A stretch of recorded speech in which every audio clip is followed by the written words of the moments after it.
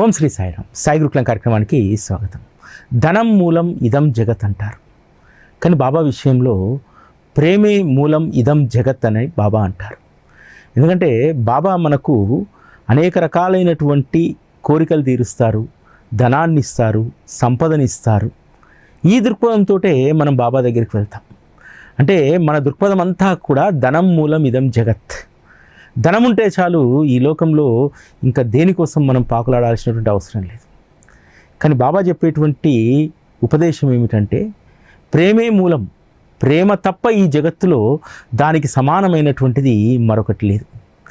బాబా కూడా వారి అవతార కార్యంలో భక్తులకు ధనాన్ని ఇచ్చి ప్రేమను స్వీకరించారు.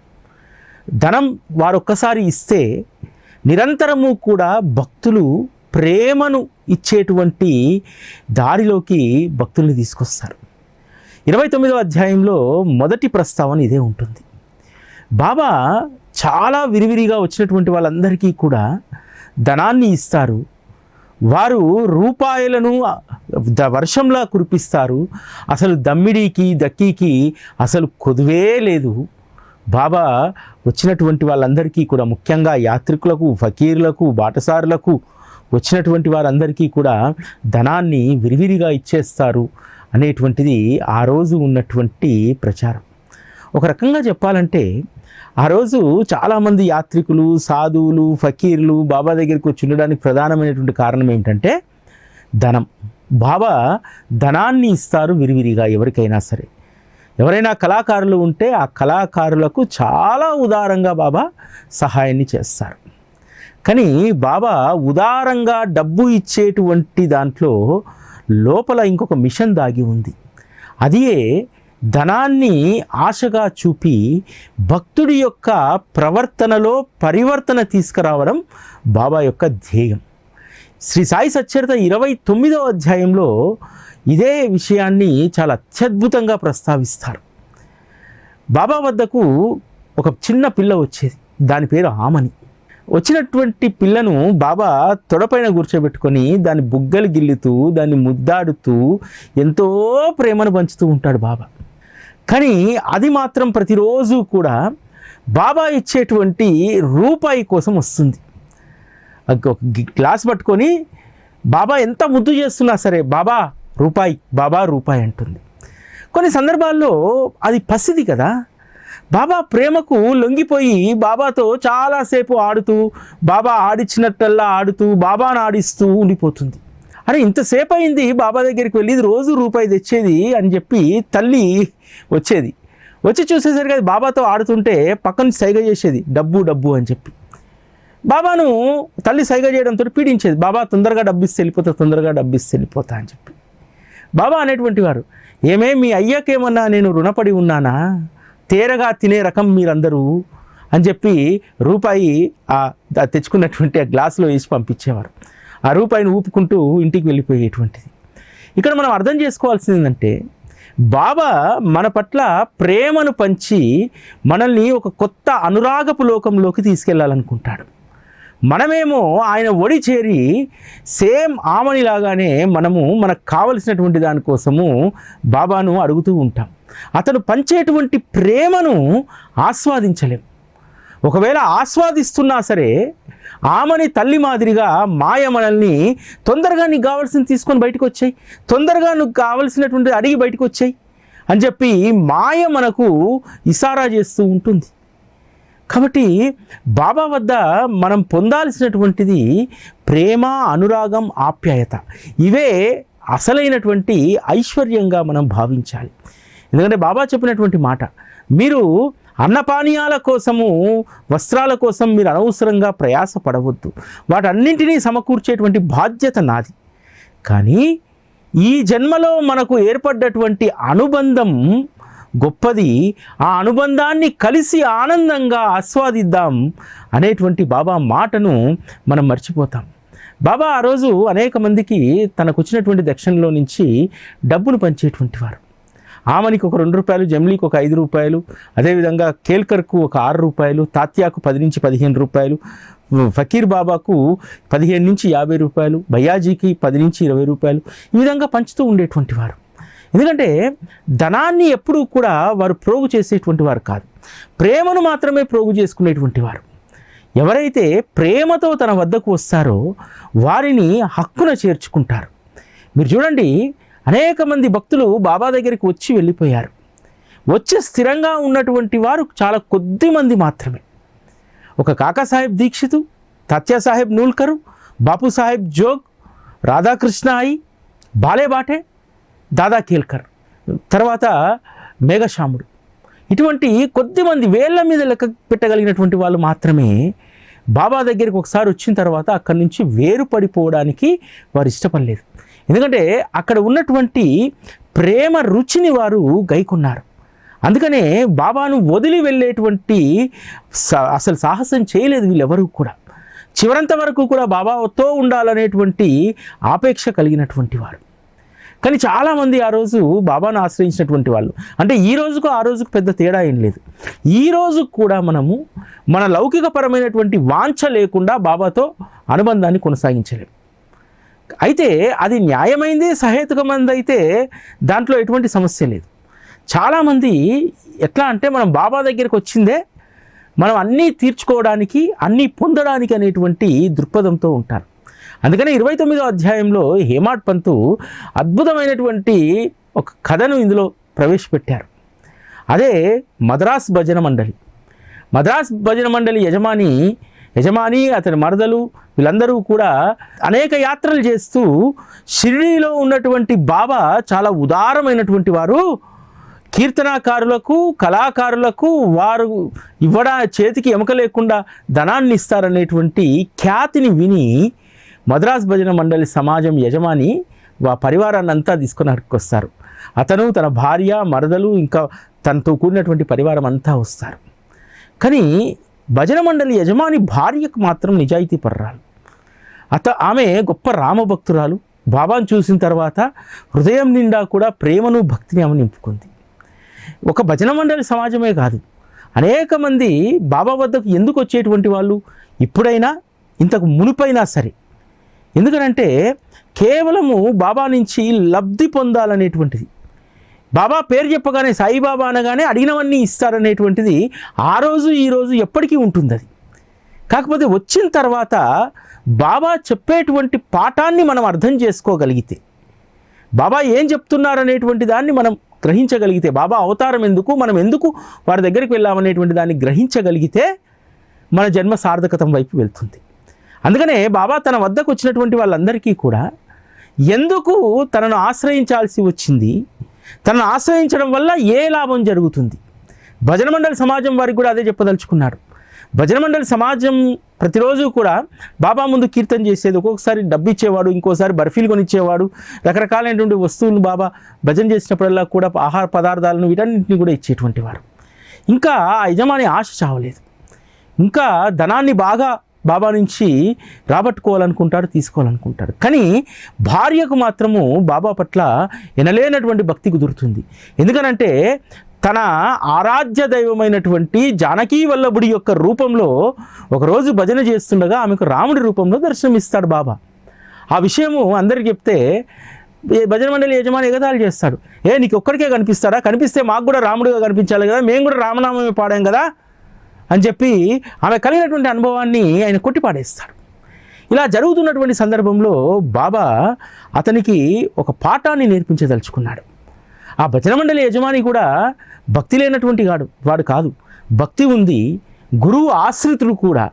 అయినా సరే డబ్బు పైన ఆశ చావలేదు, కేవలం డబ్బు కోసమే బ్రతుకుతామనేటువంటి భావనతో ఉన్నటువంటి వాడు. అందుకని ఒకరోజు స్వప్న దర్శనం ఇచ్చి బాబా అతడు జైల్లో ఉన్నట్టు స్వప్నం వస్తుంది. జైల్లో ఉండగా బాబా వచ్చి అక్కడ నిలబడి ఉంటాడు. బాబాని అడుగుతాడు, బాబా మిమ్మల్ని ఆశ్రయించిన తర్వాత కూడా ఎందుకు నాకు ఈ కారాగార వాసం, నేను ఏ తప్పు చేశానని చెప్పి. సరే నువ్వు ఏ తప్పు చేయకపోతే నువ్వు కళ్ళు మూసుకొని ప్రార్థించు భగవంతుణ్ణి అని అంటారు. ప్రార్థించేసరికి బయట పోలీసు వాళ్ళందరూ కూడా రక్తపు మడుగులో పడి ఉంటే అది చూసి బాబా బాగైందని అంటాడు. బాబా రక్షించమని అడిగితే మరింత ప్రమాదంలో నన్ను పడేశారు, బాబా మీరు తప్ప నన్ను ఎవరు రక్షించలేరు అని చెప్పి బాబాను ప్రాధేయపడతాడు. అప్పుడు బాబా అంటాడు, కళ్ళు మూసుకో అంటాడు. అతడు బంధ విముక్తుడైపోయి బాబా ఎదురు నిల్చొని ఉంటాడు. నిల్చొని బాబాకు సాష్టాంగ నమస్కారం చేస్తాడు. బాబా అడుగుతాడు, మొదట చేసిన నమస్కారానికి ఈ నమస్కారానికి ఏమైనా భేదం ఉందా అని అడుగుతాడు. అవును బాబా, దానికి ఆకాశానికి భూమికి ఉన్నంత తేడా ఉంది. కేవలం డబ్బు ఆశతో మాత్రమే మీకు నేను పాద నమస్కారం చేశాను. ఇప్పుడు సర్వస్వ శరణాగతి చేస్తూ మీకు నమస్కారం చేస్తున్నాను. అంతేకాదు బాబా, నాలో ఒకటి ఉండేది, మీరు ముసల్మాన్ అయి ఉండి హిందువులందరినీ కూడా చెడగొడుతున్నారు, హిందువులందరినీ కూడా మసీదులోకి తీసుకొచ్చి భజనలు చేయిస్తున్నారు, మీరు మహమ్మదీయుడు అనేటువంటి భావన నాలో ఉండేది అని అన్నారు. అలాగా నువ్వు మహమ్మదీయ దేవతల యొక్క పూజ చేయవా? మీ ఇంట్లో పంజా లేదా? ప్రతి మొహరానికి కూడా దానికి ఉత్సవం చేయవా? మీ ఇంట్లో కడ్బీబీ అనేటువంటి ముస్లిం దేవత లేదా? ప్రతి ఉత్సవానికి అదేవిధంగా ప్రతి శుభకార్యానికి ముందు కడ్బీబీని మీరు సంతృప్తి పరచరా అని అడుగుతారు.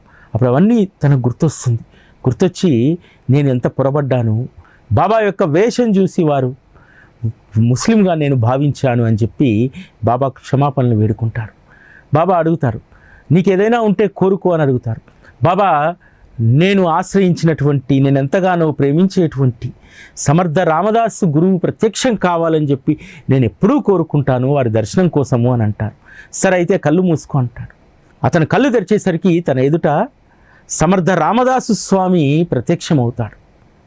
అప్పుడు తను అనుకుంటాడు, బాబాకు సమర్థ రామదాస్ స్వామికి భేదం లేదు, సత్పురుషుల భేదభావంతో చూడకూడదు, వారి కులగోత్రాలను మనం ఎంచకూడదు అనేటువంటి దాంతో అతని మనస్సు శాంతిస్తుంది. ఉదయానికి తన యొక్క మనోగతము, మనస్సు, ఆలోచనలు అన్నీ మారిపోతాయి. కొద్ది రోజులు షిరిడీలో ఉండి తృప్తిగా భజనలు చేసి బాబా దగ్గర సెలవు తీసుకొని వెళ్ళిపోతుంటే బాబా వారికి ప్రయాణానికి కావలసినటువంటి ధనాన్ని వారికి ఇస్తారు. ఆ తర్వాత వారి యాత్ర సఫలమై అధిక మొత్తంలో ధనాన్ని సంపాదించి ఆనందంగా ఇల్లు చేరుకుంటాడు భజన బండలి రామదాసి. ఎవరైతే బాబా పట్ల భక్తి ప్రేమలు పెంచుకుంటారో వారి యొక్క యోగక్షేమాలన్నీ కూడా బాబా చూస్తారు. అక్కడ ధనంతో ప్రమేయం లేదు, కేవలం ప్రేమయే అక్కడ పెట్టుబడిగా పనిచేస్తుంది. సావిత్రిబాయి టెండూల్కర్ కుటుంబం, రఘునాథ్ టెండూల్కర్, సావిత్రిబాయి టెండూల్కర్ బాబా పట్ల అపారమైనటువంటి భక్తి ప్రేమలు కలిగినటువంటి వారు. నిజానికి వారు ఎప్పుడూ కూడా ఏది బాబా నుంచి ఆశించలేదు. కానీ ఏ పని చేయాలన్నా సరే బాబా నిర్ణయం లేకుండా చేసేటువంటి వారు కాదు. బాబు టెండూల్కరు వైద్య పరీక్ష కూర్చోవాలనుకున్నప్పుడు జ్యోతిష్యులను సంప్రదిస్తే ఈ సంవత్సరం ఎంత చదివినా వృధా ప్రయాసే, సీటు రాదు, ప్రవేశం దొరకదు అని అంటారు. కానీ దీనిపైన బాబా అభిప్రాయం తెలుసుకోవాలి, దానినే పాటించాలని చెప్పి సావిత్రిబాయి టెండూల్కర్ అనుకుంటుంది. వెళ్ళి షిరిడీకి వెళ్ళి బాబాని అడిగితే బాబా అంటారు, ఆ జ్యోతిష్యాన్ని వాటన్నిటినిగా చుట్టజుట్టి పక్కన పెట్టమని చెప్పు, నేను చెప్తున్నాను బాబును తన ప్రయత్నం తాను చేయమని చెప్పు, ఖచ్చితంగా ఈ సంవత్సరమే వైద్య విద్యలో ప్రవేశం లభిస్తుంది అని చెప్పి బాబా అంటారు. వెళ్ళి కొడుకు చెప్తుంది, బాబా వాక్యే మనకు అంతిమం, నీ ప్రయత్నం నువ్వు చెయ్యి, తప్పకుండా ఈ ఏడాది నీకు సీట్ లభిస్తుంది అని అంటారు. అబ్బాయి చదువుకొని పరీక్ష రాస్తాడు. తర్వాత మౌఖిక పరీక్షకు వెళ్ళాలనే పిలుస్తారనేటువంటి నమ్మకం కూడా లేదు, కానీ పిలుస్తారు. అదే సంవత్సరం తనకు సీట్ వస్తుంది. అంటే ఇక్కడ మనం అర్థం చేసుకోవాల్సింది ఏంటంటే బాబా చెప్పినటువంటి ఒక మాటను బాగా గుర్తుపెట్టుకోవాలి. ప్రయత్న లోపం లేకుండా తన ప్రయత్నాన్ని తను చేయమని చెప్పు, మిగతాదంతా కూడా ఆ ఫలితం నేను చూసుకుంటాను. సాధారణంగా పిల్లల్లో ఏముంటుంది, ఎవరైనా చెప్పగానే ఆ మాటకు ప్రభావితం అయిపోయి ఈ సంవత్సరం రాదులే అనుకుంటారు, మనం ఎంత ప్రయత్నం చేసినా వృధా అనుకుంటారు. కానీ బాబా చెప్పినటువంటి వాక్కును బాబు టెండూల్కర్ పాటించాడు, తన ప్రయత్నం తాను చేశాడు. మనం చాలామంది మన ప్రయత్నం మనం చేయకుండానే అనేక రకాలైనటువంటి వాటిని కోరుకుంటూ ఉంటాం. ప్రయత్నం ముందు, ఆ తర్వాత ఫలితం కోసం బాబా పైన ఆధారపడాలి. ఖచ్చితంగా మనం చిత్తశుద్ధితో ప్రయత్నం చేస్తే బాబా అందుకు తగినటువంటి ఫలితాన్ని, అందుకు తగినటువంటిది కాదు అంతకంటే మెరుగైనటువంటిది బాబా మనకు అందిస్తారు. ఇది సావిత్రిబాయి టెండూల్కర్ జీవితంలో జరిగినటువంటిది. చాలా రోజులుగా అనారోగ్యంతో బాధపడుతున్నటువంటి రఘునాథ్ టెండూల్కర్ 30 రోజులు ఆ కార్యాలయానికి సెలవు పెడతాడు. ఆ తర్వాత వెళ్ళినా పనిచేయలేకపోతాడు. దాంతో వాలంటరీ రిటైర్మెంట్ కోసం దరఖాస్తు పెట్టుకుంటారు. అక్కడ పనిచేస్తున్నటువంటి ఆఫీసర్లు అందరూ కూడా ఇంత మంచి ఉద్యోగి కోల్పోవడం అనేటువంటిది వాళ్ళకి ఇష్టం లేదు. మరలా కొద్ది రోజుల తర్వాత ఆఫీస్ కొద్దురు విశ్రాంతి తీసుకోమన్నా సరే అతని వల్ల కాలేదు విధులు నిర్వహించడం అనేటువంటిది. దాంతో పై అధికారులకు ఇతని యొక్క వాలంటరీ రిటైర్మెంట్ ప్రపోజల్ను పంపిస్తారు. వీళ్ళందరూ అనుకుంటారు, అరే రే ఇతని జీతం 150 రూపాయలు, 75 రూపాయలు పెన్షన్ వస్తుంది, సగం జీతానికి పడిపోతుంది, యాజమాన్యం ఏమైనా కరుణించి ఇతనికి కొంత ఎక్కువ పెన్షన్ ఇస్తే బాగుండు అని చెప్పి పాపం కింద ఉన్నటువంటి అధికారులు కూడా ప్రయత్నం చేస్తారు. అదే విషయాన్ని యాజమాన్యానికి సిఫార్సు చేస్తారు. కానీ సావిత్రిబాయి టెండూల్కర్ కానీ రఘునాథ్ టెండూల్కర్ కానీ పెన్షన్ విషయంలో ఎటువంటి బెంగ లేదు. ఎందుకంటే ఎంత వస్తే అంత తృప్తిగా మనం బ్రతకాలనేటువంటిది వారి యొక్క నిశ్చయం. అదే సమయంలో బాబా సావిత్రిబాయి టెండూల్కర్ స్వప్నం దర్శనమిచ్చి అడుగుతారు, అమ్మా 100 రూపాయలు పెన్షన్ ఇప్పిస్తే చాలా అని అడుగుతారు. బాబా 100 ఇస్తే ఏంది, 70 ఇస్తే ఏమిటి, ఈ సంసారం మీది కదా, 100తో నడుపుతారా 50తో నడుపుతారా అది మీ ఇష్టం, అంతే తప్ప ఇంత వస్తేనే మా సంసారం మేము నడుపుకుంటామనేటువంటిది లేదు. ఎందుకంటే ఈ గృహ యజమాని మీరు, ఈ గృహంని ఎలా నడపాలి, ఈ సంసారాన్ని ఎలా తీరం చేర్చాలనేటువంటిది మీ నిర్ణయం పైన ఆధారపడి ఉంటుంది అని అంటారు. సరే అమ్మా అని అంటారు. విచిత్రం ఏమిటంటే స్వప్న దర్శనం వచ్చినటువంటి 2 రోజులకు ఆర్డర్ వస్తుంది. అందులో 110 రూపాయలు పెన్షన్ సెటిల్ చేస్తారు. అసలు 75 రూపాయల పెన్షను 35 రూపాయలు పెరగడం అనేటువంటిది అసంభవం. మహా అంటే లాయల్గా పనిచేస్తే ఒక 10% పెంచుతారు, ఒక 20% పెంచుతారు. 50% పెన్షన్ పెంచి ఇవ్వడం అనేటువంటిది చాలా అరుదైనటువంటి విషయం. అంటే ఏమీ ఆశించినటువంటి స్థితిలో ఉంటే మనం ఆశించిన దానికంటే మెరుగ్గా బాబా ఇస్తారనడానికి ఇది ఒక నిదర్శనం. అదేవిధంగా సావిత్రిబాయి టెండూల్కర్ కుటుంబం ఎప్పుడూ కూడా బాబా పట్ల భక్తినే కలిగి ఉంది తప్ప బాబా నుంచి ఏదో పొందాలనేటువంటి దానికోసం వారు మొదటి నుంచి కూడా బాబాని చేరలేదు. వారు విఠల భక్తులు. కానీ బాబా దర్శనమైన తర్వాత బాబాలోనే విఠలుని చూసుకున్నాడు. విఠలుడే ఈరోజు షిరిడీలో ప్రత్యక్షంగా మానవ రూపంలో మరలా అవతరించారనేటువంటి భావంతో ఉన్నారు. వారు వాక్కారి సాంప్రదాయానికి చెందినటువంటి వారు. బాబా పైన అద్భుతమైనటువంటి భజనమాలను భార్యాభర్తలు ఇద్దరూ కలిసి రచిస్తారు. అందులో అద్వితీయమైనటువంటి సారం ఉంటుంది. సాయిబాబా అనేటువంటి నామ మహిమ ఎంత గొప్పదో మనకు భజనమాల తెలియజేస్తుంది. ప్రతి అభంగంలోనూ ఆ మాట ఉంటుంది. సాయి అనేటువంటి మధురనామాన్ని మరవకండి అనేటువంటి సారమంతా కూడా భజనమాలలో ఉంటుంది. కాబట్టి నిజంగా ఆ కుటుంబం ధన్యం. బాబా సాహచర్యంలో వారు పొందినటువంటి ఆనందం మిగతా వారు పొందడం అనేటువంటిది అరుదు అనిపిస్తుంది. ఎందుకంటే అంతగా బాబాను ఆ కుటుంబం ప్రేమించేటువంటిది. ఎంతగా మనం బాబాను ప్రేమిస్తే బాబా మనల్ని అంతగా ప్రేమిస్తారు. మనం ఒక్క క్షణమైన బాబాను మర్చిపోవచ్చు, కానీ బాబా మనల్ని మరవడు. మనం ఎంత దూరాన ఉన్నా సరే బాబా మన శ్రేయస్సు గురించి ఏ విధంగా ఆలోచిస్తారనేటువంటి సంఘటన ఈ 29వ అధ్యాయంలో ఉంటుంది. గ్వాలియర్లో ఉన్నటువంటి కెప్టెన్ హాటే ఒకరోజు నిద్రిస్తున్న సమయంలో బాబా స్వప్న దర్శనం ఇస్తాడు. ఇచ్చి నన్ను మరిచితివా అని అడుగుతాడు. బాబా బిడ్డ ఎప్పుడైనా తల్లిని మరుస్తుందా అని చెప్పి బాబా వచ్చినటువంటి సంతోషంలో వెనుక తోటలోకి వెళ్ళి చిక్కుళ్ళను తెంపుతూ బాబాకు చిక్కుడుగాయ కూరతో భోజనం పెట్టాలనుకుంటాడు. కానీ స్వప్నం చెదిరిపోతుంది. దాన్ని ఒక స్వప్నంగా భావించలేదు. బాబా స్వయంగా భోజన సమయానికి వచ్చాడు, నన్ను మరిచావా అని అన్నాడు. కాబట్టి బాబాకు నేను మరవలేదనేటువంటి విషయం తెలియాలి అని చెప్పి తన మిత్రుడికి డబ్బు మనీ ఆర్డర్ ద్వారా పంపి నువ్వు షిరిడీ వెళ్తే బాబాకు అక్కడ చిక్కుళ్ళ భోజనాన్ని పెట్టు అని చెప్పి చిక్కుడుగాయలు కొనమని చెప్పి చెప్తారు. చిక్కుడుగాయలు ఆ రోజు అంత తొందరగా లభించవు. కానీ ఆ రోజు చిక్కుడుగాయలు అమ్మేటువంటి వ్యక్తి వస్తాడు. చిక్కుడుగాయలు వండించి బాబాకు భోజన సమయాన్ని నైవేద్యం సమర్పిస్తే ఆ రోజు భోజనం నుంచి బయటకు వచ్చినటువంటి వాళ్ళు చెప్తారు, ఈరోజు బాబా చిక్కుడు కూరను ఎంతో ప్రీతిగా భోజనం చేశారని చెప్పి. ఈ విషయము హాటేకి చెప్తే హాటే ఎంతో సంతోషిస్తాడు. మరొకసారి తన మిత్రుడు షిరిడీకి వెళ్తుంటే ₹1 ఆ మిత్రుడికి ఇచ్చి పంపుతాడు. ఇది నా తరఫున బాబాకు సమర్పించండి అని చెప్పి. కానీ హాటే మనసులో ఒకటి ఉంటుంది. బాబా నుండి వారి కరస్పర్శ కలిగినటువంటి ₹1 బాబా యొక్క రూపంగా తన వద్ద ఉంచుకోవాలి. తను ఉండేది గ్వాలియర్లో, పదే పదే షిరిడీకి వెళ్ళలేను, బాబాను దర్శించలేను, కానీ బాబా ప్రతిరూపంగా ఒక వస్తువు నా దగ్గర ఉండాలి అని చెప్పి అనుకుంటాడు. వెళ్ళినటువంటి వ్యక్తి తన దక్షిణ సమర్పించి ఆ తర్వాత బాబా ఈ రూపాయి గ్వాలియర్లో ఉన్నటువంటి హాటే పంపించారని చెప్పి బాబాకి ఇస్తాడు. బాబా ఆ రూపాయిని అరచేతిలో పెట్టుకొని చూసి దాన్ని అటు ఇటు స్పృశించి మలుమార్లు పైకి కిందికి ఎగరవేసి దాన్ని రెండు చేతులతో స్పృశించి ఈ నాణ్యం ఏ యజమాని నుంచి తెచ్చావో ఆ యజమానికి ఇచ్చేయి అని అంటారు. ఆ తర్వాత గ్వాలియర్ వెళ్ళినటువంటి ఆ వ్యక్తి ప్రసాదం అన్నీ కూడా హాటేకి ఇస్తారు. హాటే ఆశపడుతూ ఉంటాడు, బాబా నా కోసం ఏమైనా ఆ నాణాన్ని పంపారేమో, ఏదైనా వస్తువును పంపారేమో అని చెప్పి ఆ వ్యక్తి జేబులో నుంచి ఒక కాయిన్ తీసి, బాబాగారు నువ్వు పంపించినటువంటి ఈ దక్షిణను వారు ఎంతో ప్రేమగా స్పృశించి దీన్ని నీకే ఇచ్చేయమన్నారు అని అన్నారు. దాంతో కెప్టెన్ హాటే ఆనందానికి అవధులు లేవు. ఇక్కడ బాబాతో అనుబంధానికి ప్రాతిపదిక డబ్బు కాదు, ప్రేమ మాత్రమే. అంత ప్రేమ కలిగినటువంటి భక్తుడి కోసం తను పంపించినటువంటి రూపాయిని స్పృశించి ఇదే తన రూపంగా తిరిగి పంపించాడు. కెప్టెన్ హాటే తన జీవిత పర్యంతము కూడా బాబా పంపించినటువంటి ఆ రూపాయినే బాబా స్వరూపంగా ఆరాధిస్తాడు, ఎంతో పవిత్రంగా దాన్ని దాచుకుంటాడు, గౌరవంగా పూజిస్తాడు.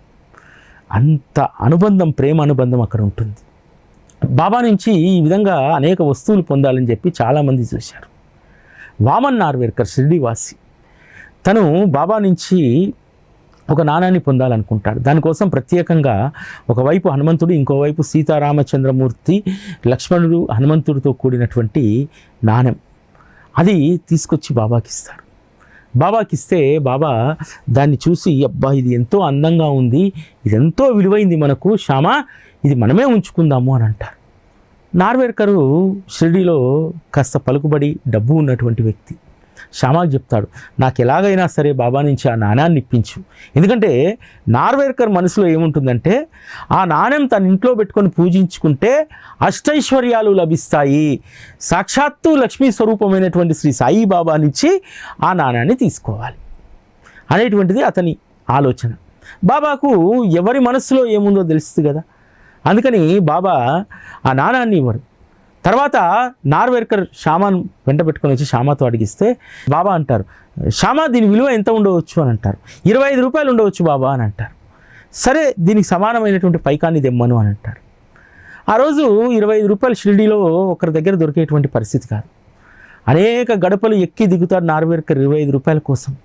కష్టపడి 25 రూపాయలు జమ చేస్తారు నగదును తెచ్చి బాబా దగ్గర పెడితే, శ్యామా నాకెందుకో ఇది 25 రూపాయలతో సమతూగేలాగా లేదు, దీనికి సమానమైనటువంటి విలువ ఏది కూడా నిర్ణయించలేము, కాబట్టి ఇది దగ్గర పెట్టుకో, మన ఖజానాలో పెట్టు, దీన్ని పూజించుకో రోజు అని అంటారు.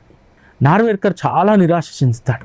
బాబా అన్నటువంటి మాట ఏమిటంటే, దీనికి సమానంగా ఎంత ధనమిచ్చినా సరే దీన్ని మనం ఇవ్వలేము అని చెప్పి.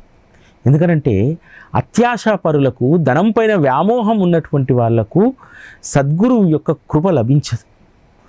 వ్యామోహం ఉన్న చోట సద్గురువు ఉండడు, అత్యాశ ఉన్నటువంటి చోట సద్గురువు నిలవలేడు. కెప్టెన్ హాటే రూపాయి దేనికోసం పంపించాడు? కేవలం ఆ బాబా స్పృశించినటువంటి ఆ రూపాయి మళ్ళీ తిరిగి వస్తే అది బాబా స్వరూపంగా పెట్టుకుంటా అన్నారు. ఇక నార్వేకర్ ఉద్దేశం ఏమిటి? బాబా స్పృశించి ఇచ్చినటువంటి ఆ నాణ్యం నా ఇంట్లో ఉంటే లక్ష్మి సిరులు కురిపిస్తుంది అని చెప్పి. ఇక్కడ అత్యాశ ఉంది, అక్కడ ప్రేమ ఉంది. బాబా దేని వైపు లొంగాడు? ప్రేమ వైపే లొంగాడు. అత్యాశ వైపు బాబా ఎప్పుడూ కూడా లొంగడు. అటువంటి కోరికలు బాబా అస్సలు కూడా ప్రోత్సహించారు. బాబా కేవలం ప్రేమను మాత్రమే కోరుకుంటాడు.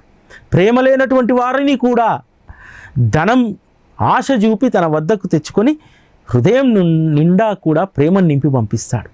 భజన మండలి యజమాని బాబా వద్దకు రాకముందు కేవలం ధనం పైన వ్యామోహం. బాబా దగ్గరకు వచ్చి ఆ స్వప్నం ద్వారా అనేక అనుభవాలు పొంది ఆ తర్వాత నిర్మలమైనటువంటి భక్తిని తన హృదయంలో నింపుకుంటాడు. భజనలో నిజమైనటువంటి ప్రేమ ఉండాలి. ప్రేమ లేని భజన అది నిరుపయోగమైనటువంటిది. అందుకనే బాబా ఆ భజన మండలి సమాజపు యజమానిని ఉద్ధరించడానికే వారిని అక్కడికి తీసుకొచ్చారు. అతని హృదయంలో ఉన్నటువంటి పేరాశను తీసేసి హృదయంలో ప్రేమను నింపాడు. వారి భజనల్లో ప్రేమను ఉప్పొంగింపజేశాడు. ఆ తర్వాత వారు సుఖవంతమైనటువంటి జీవితాన్ని, తీర్థయాత్ర అంతా పూర్తి చేసుకొని హాయిగా ఇంటికి వెళ్తారు, ఎలాంటి ప్రయాస లేకుండా. కాబట్టి బాబా దేనికి లొంగుతాడు? ప్రేమ ఉన్న చోటనే బాబా ఉంటాడు. అటువంటి వారికే బాబా లొంగిపోతారు.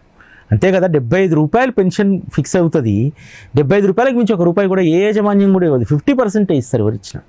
కానీ బాబా కృప వల్ల వారు ఎప్పుడూ ఏది అడగనటువంటి స్థితిలో ఉన్నటువంటి వారు, జీవితమే బాబా పైన ఆధారపడి ఉందని చెప్పి భావించినటువంటి వారు. అటువంటి వారి సంసారానికి ఎంత అవసరమో బాబాకు తెలుసు కదా. అందుకనే 50% పెన్షన్ను అదనంగా వారికి ఇప్పించాడు కదా. 75 రూపాయల స్థానంలో 110 రూపాయల పెన్షన్ వచ్చింది కదా. ఎవరైతే ప్రేమతో కోరుకుంటారో దాన్ని ఇచ్చారు, ఎవరైతే అత్యాశతో ఉంటారో వాటికి ఇచ్చినటువంటి దాన్ని నిరాకరించారు. కాబట్టి ధనం మూలం ఇదం జగత్ కాదు ఇక్కడ బాబా దగ్గర, ప్రేమే మూలం ఇదం జగత్ అనేటువంటిది ప్రధానమైనటువంటి సూత్రం. ఇది ఈరోజు సాయి గురుకులం. మళ్ళీ రేపటి కార్యక్రమంలో కలుసుకుందాం. అప్పటి వరకు సెలవు, నమస్కారం.